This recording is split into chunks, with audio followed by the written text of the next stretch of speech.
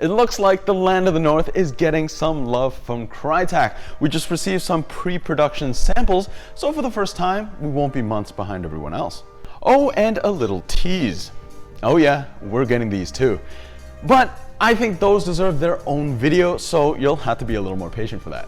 These models launch October 2018, final date to be announced. If you want to secure your very own, pre-order pages will be linked below.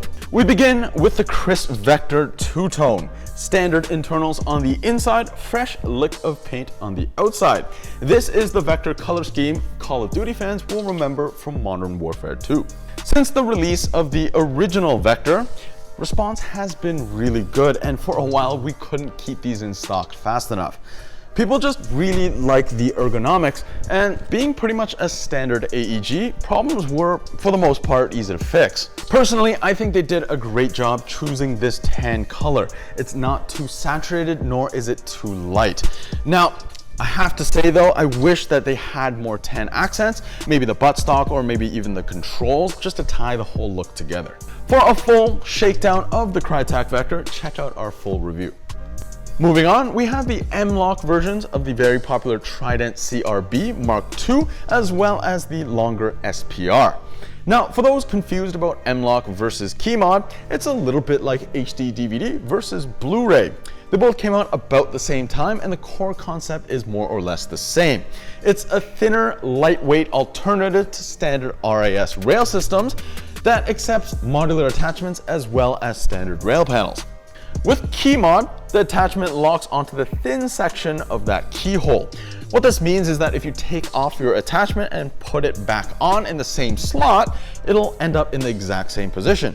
With Mlok, you have a little T-shaped nut that lays across the slot on the inside of the rail, giving you a little bit more freedom over exactly where you want that attachment.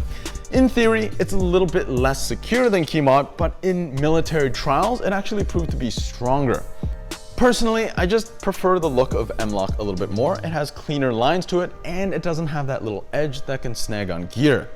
Just like Blu-ray, I think eventually Mlok will be the winner of the two, but time will tell.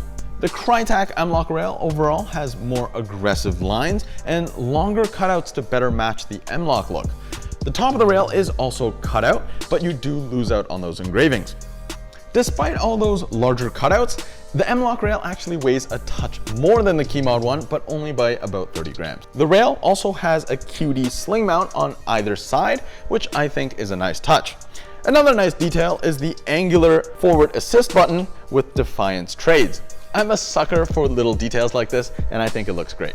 Finally, the last difference is the included iron sights. You get the same flip-up irons as the Vector, which is more low profile and lighter than the old fixed sights. Other than that, the Mlok is more or less identical to its Keymod cousin, and the best part is pricing is the same for the two.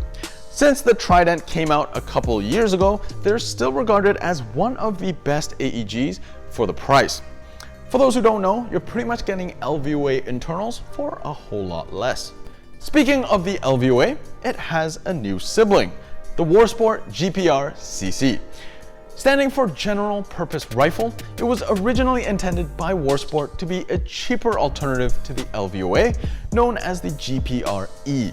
Now, they went ahead and made that cheaper gun more expensive again with the Gpr-Cc, which stands for Competition/Carry. In the firearms world, it is quite a different gun than the LVOA, but for Krytac, it's more or less an LVOA with a different rail system. So let's take a look at that rail. Gone is that distinctive wire cutter look that, in my opinion, made the LVOA so desirable. But that's not to say that this isn't a nice rail, because it is. It is a very faithful reproduction of the Gpr-Cc rail, complete with that serrated front edge to grip onto hard cover. Can you say skeletonized? Despite being a longer rifle than the LVOA-C, it actually comes in at about 200 grams less.